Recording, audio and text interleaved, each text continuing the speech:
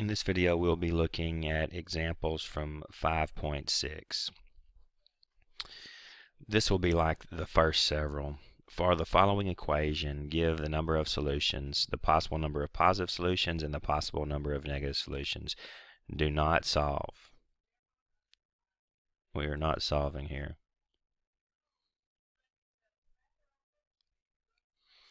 Alright, so the number of solutions, that's very easy. We simply look at this leading coefficient, the leading power here. The fundamental theorem of algebra, or what our book calls the number of solutions theorem, states that there will be a number of solutions equal to this largest power here. Now some of these solutions will be repeated solutions, some may be imaginary, but that will be the total number of solutions for.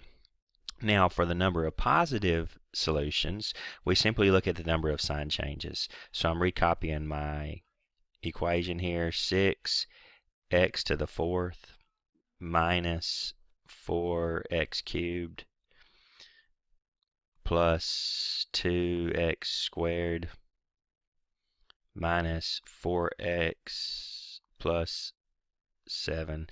I'm looking at my function just as it sets. I'm going to call this p of x. Okay, just some polynomial function of x. Well, it went from positive to negative. That's one sign change. It went from negative to positive. That's my second sign change. It went from positive to negative. That's my third sign change. And it went from negative to positive. That's my fourth sign change. And our Descartes rule of signs from the note says that if there are 4 sign changes, there could be 4 positive solutions, or there could be an even number less than that. That is, it could be 2 or it could be 0. It'll be one of those. Now for the number of negative solutions, I must look at p of negative x. That is, I must substitute negative x every place I see an x. So we'll have negative x to the 4th power minus 4 times negative x to the 3rd power plus 2 times negative x quantity squared minus 4 times negative x plus 7. Alright, I must evaluate this. Negative x to the 4th, that means negative x times negative 4 times. And if we multiply that, we would get x to the 4th. So this first term becomes 6x to the 4th. Well, negative x to the 3rd means negative x times itself 3 times. That is negative x to the 3rd. Well, negative times negative is a positive. This becomes 4x to the 3rd. So what I want you to see, the shortcut here is basically, if it's to a positive power, then if it's to an even power, this result is going to be positive. Alright, and then we just preserve that exponent. Okay, when it's to an odd power, this negative x, well, the result's going to be negative, but in this case, negative times negative was positive. We simply preserve that power. Now, here we have an even power, so this negative x is going to become positive. Thus, we have plus x 2x squared. Negative x times negative x is a positive x squared. The 2 remains. Well, negative 4 times negative x is a plus 4. And then lastly, plus 7. Now we're going to examine the number of sign changes. Well, it's positive all the way through. There are no sign changes. Since there are no sign changes, since p of negative x displays no sign changes, we will have no negative real solutions. What this means is, if we looked at the graph of this polynomial, it will never intersect on the negative x side to the left of the origin. It might intersect on the positive side. It could intersect 4 times, 2 times, or indeed no times. This gives us an idea of what the solutions to this equation would look like. Alright. Solve the following equation completely. They give us x cubed plus 2x squared plus x plus 2 equals 0. From our notes, we could employ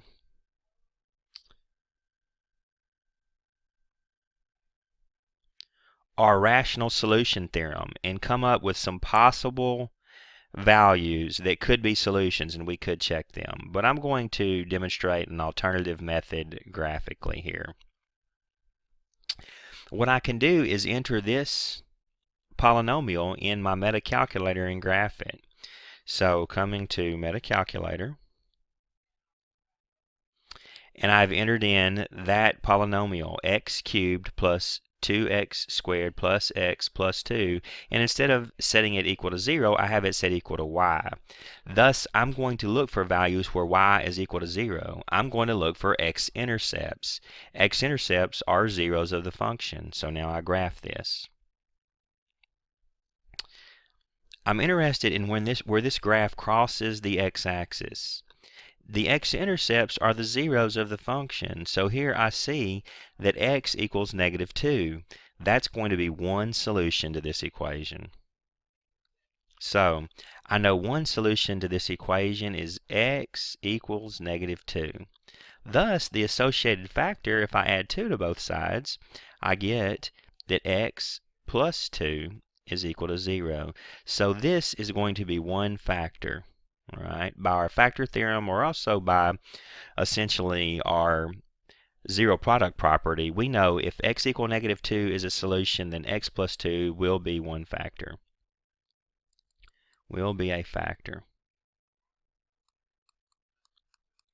Thus, I'm going to take my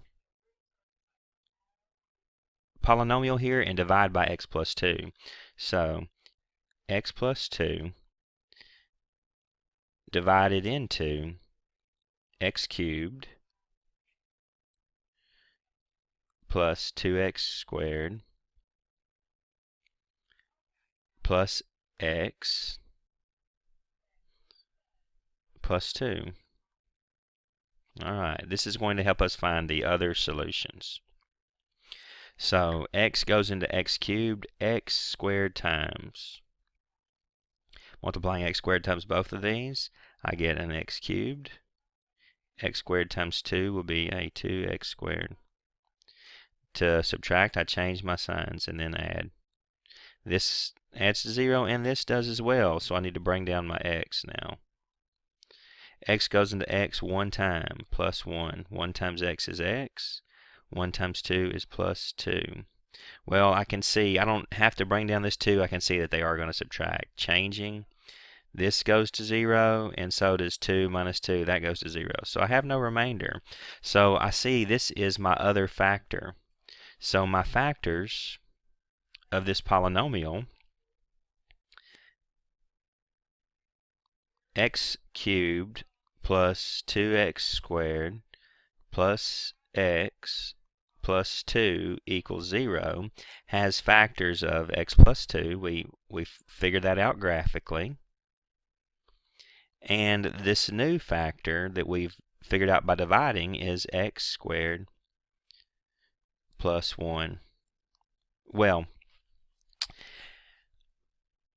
this one is very easy to set equal to 0. We've already solved for this one. This one's easy to set equal to 0 to solve. So I have x squared plus 1 is equal to 0. Subtracting 1 on both sides, I get that x squared is equal to -1.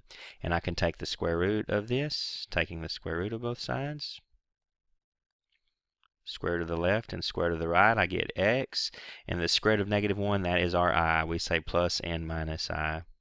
Okay, so, and that's what it states here. We see that it was going to be an imaginary solution. So in this case, it's just 1 I. I'm just going to put a 1 there. The real solution is -2, and the imaginary solutions are x is plus and minus 1i. All right, let's look at one more example. All right, it says solve the following equation completely, and they give us x to the 5th minus 3x to the 4th, ... all the way down to 0. All right, in here we're introduced to this new term, multiplicity. Multiplicity deals with repeated roots. If we have some equation, let's say we have some polynomial p of x, and it's set equal to 0, and we factor this p of x, and we get something to the effect of x plus 5 times x plus 5 times x minus 4 equals 0. Well, we know we could set these equal to 0. When we do, we would get that x is equal to negative 5, and we would get that x is equal to 4. These are the solutions. Well, we would say this x minus 5 has multiplicity of 2. Multiplicity of 2. What it means is we had two identical factors. We didn't have to set both of them equal to 0. We just needed to do it one time. But we call this a double root, or we say it has a multiplicity of 2. There were two identical factors that produced this solution. We would say this x equal 4, it has a multiplicity of 1. Okay? That is, there was only one factor associated with it. Multiplicity of 1. So multiplicity is asking how many factors were there associated with that particular solution. All right, so I'm first going to take my polynomial and graph it, and that'll give us an idea about some of our solutions if there are some real solutions. So again, going to MetaCalculator. So I have graphed my function y equals x to the 5th dot dot dot all the way down to minus 400. Now we'll look at the graph. What I'm looking for are the x-intercepts.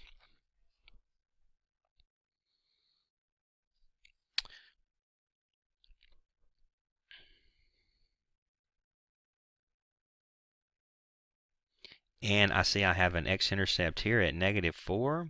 I have one here at 1.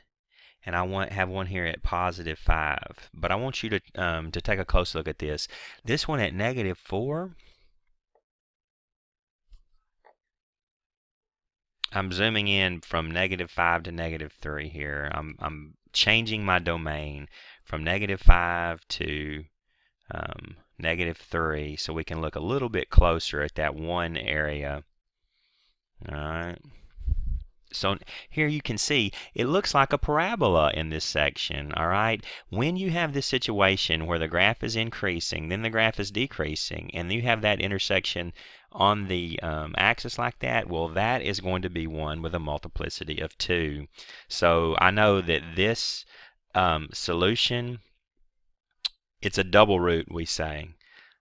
Thus, I'm going to go back to my regular zoom here, reset.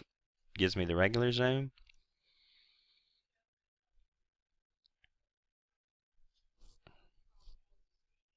I can see all of my solutions here.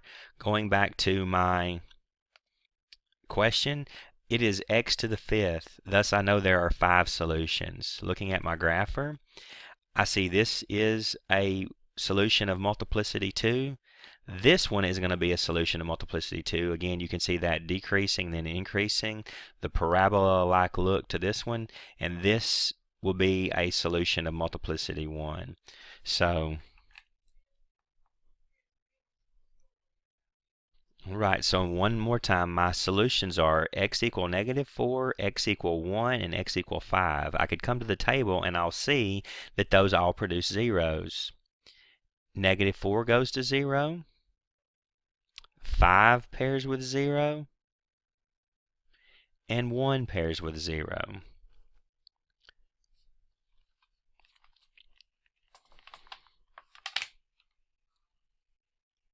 So my solutions are x equals negative 4,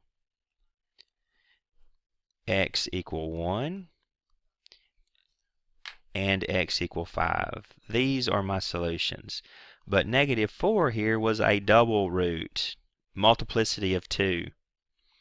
And 5 was a double root, multiplicity of 2. The corresponding factor here is x plus 4. We can see if x equal negative 4, adding 4 to both sides, I get x plus 4. But there were 2 of them, I would have 2 x plus 4s. This x equal 1 corresponds to x minus 1. And this x plus 5 would correspond to 2x minus 5s. So this is the factored version of this polynomial. If I were to graph this one, I would see it produces an identical type graph. And you'll see this 400 produced here. 4 times 4 is 16. Times 5 is 80. Times another 5 is 400. Obviously, x times x times x times x times x is x to the fifth. We could show the distribution and see we'll have all those terms. But this polynomial is the factored version of this, and I found that by looking at the graph. All right, so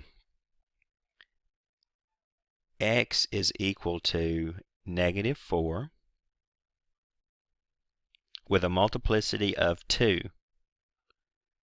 There were 2 factors associated with that, comma, x is equal to 1 with a multiplicity of 1. There was only one of those factors, and x is equal to 5 with a multiplicity of 2. There were 2 associated factors, and I was able to deduce that by the nature of the graph. All right, you should be in good shape to complete this assignment.